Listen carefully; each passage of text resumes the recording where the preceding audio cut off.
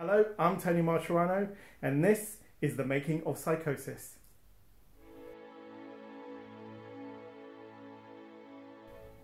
Psychosis is probably one of the most tense and gripping books I have ever written.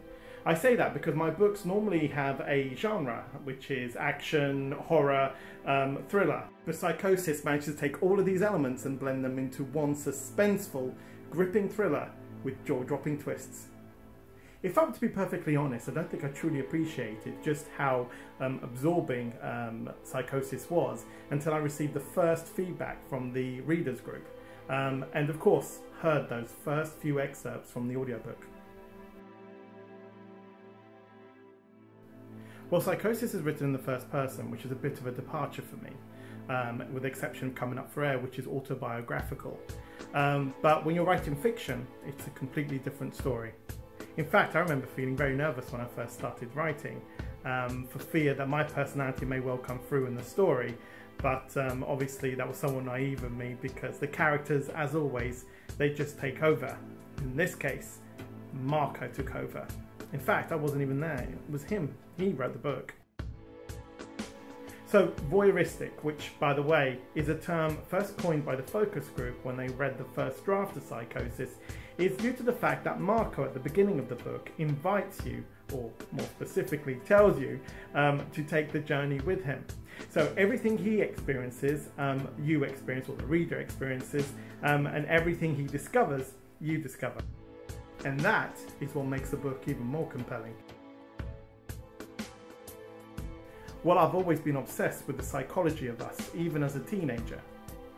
I was always reading about people and why we do the things we do to each other, and even studied this at college. And you can read much of what I learned in Coming Up for Air, which is a non-fiction book about relationships featuring my own relationship story. Researching and interviewing for that book was a real labour of love and an eye-opener on the relationship factor. But while Coming Up for Air features true stories written like a novel, it doesn't necessarily deal with the whole psychology of the therapeutic process.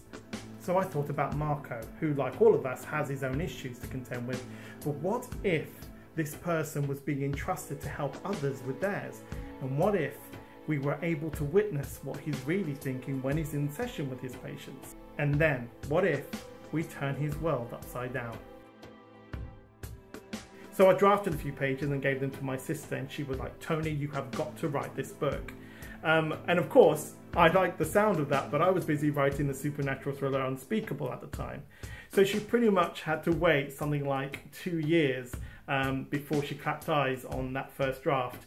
And when she did, luckily, it was everything she expected and more. So Psychosis is about 40-something-year-old Marco Battista, who's probably one of the most complex characters I've ever written.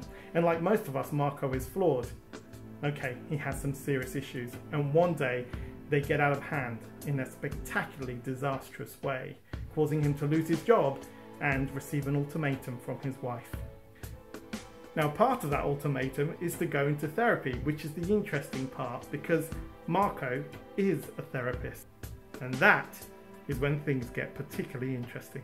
And so, after getting kicked out from his house, disowned by his best mate, Marco boards a train to the idyllic fishing village of Porth Cove. And so his idea is that he'll lay low, fix the place up, get his act together, sell the place, and return back to London to reclaim his family. But as always, things are never that easy, and his real nightmare begins.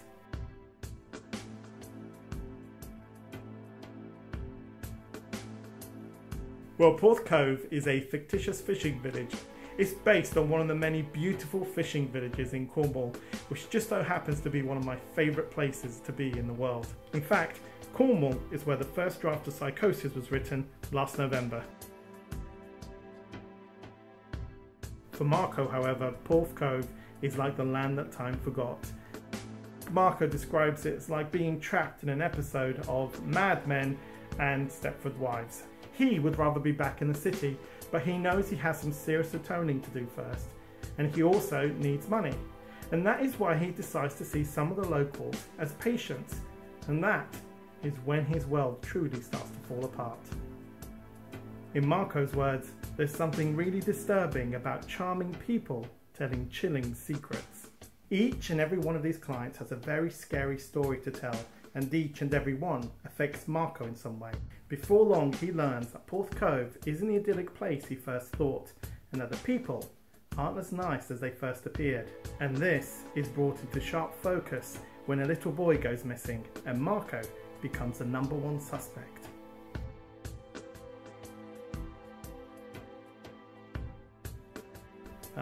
Now that would be telling. Let's just say that they're the stuff of nightmares, and in this case, Marco's living nightmare.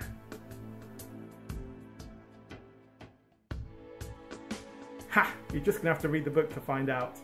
Everybody has secrets in psychosis, not just Marco's patients, but he too has some secrets, and they come out during his weekly sessions back in London.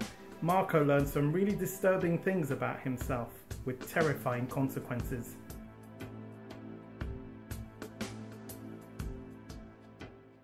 Atmosphere and imagination for sure. For me, I just like to get enough description in a book that allows my imagination to do the rest. And I like to write this way too. I mean, the tagline for Psychosis is, "The mind is a terrifying thing." And that's born out of the fact that it is. I mean, I could describe in minute detail what is happening in a scene, but I don't think it's any substitute for the imagination of the reader. This is true of Marco, who's left the city but is now isolated in this beautiful house, but with no cell phone coverage and no Wi-Fi. So he feels marooned there with his own imagination, and I think that's what makes this book particularly creepy. Because you have this colourful hamlet where everything is perfect and ideal, the people are lovely and charming, yet dig deeper, stay a little longer, and it becomes the stuff of nightmares. And it's this that I love so much about this story, is that one minute everything's fine, and the next. I mean, authors normally like to add elements to a story to make them creepier and spookier, but I can tell you, much of the elements inside of Psychosis are an actual documentation of what it was like to be there. I mean, while I was there, we had some serious and typical Cornish storms, and they provided ample inspiration for the book. I mean, where I stayed, there was no cell phone coverage, the Wi-Fi kept dropping out. I felt very much like Marco. And the only time you actually had any contact with civilization is when you emerged from your so-called hole to civilization. I mean, in his case, it was London, and in my case, it was the nearest town. I mean, there were some really hair-raising nights, if I had hair, that is, where the wind would literally scream around the building and threaten to pull off the roof.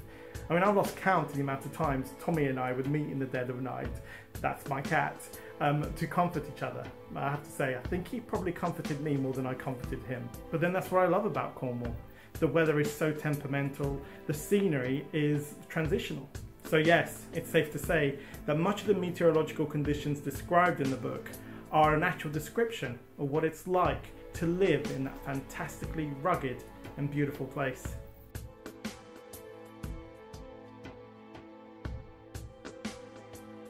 Once you board that train with Marco, you're on your way to a whole new experience. And I don't think anybody sums it up as well as one of the focus group members. In fact, she summed it up so well that we actually included it on the back of the book here. So I'm just going to read that for you. And it says that Psychosis slowly draws you in before strapping you into a straitjacket of compulsive reading, before injecting you with a series of jaw-dropping twists right up to its breath-holding finale. And I'm thinking, wow, it's perfectly apt and of course humbling when a reader writes that kind of thing about something you wrote.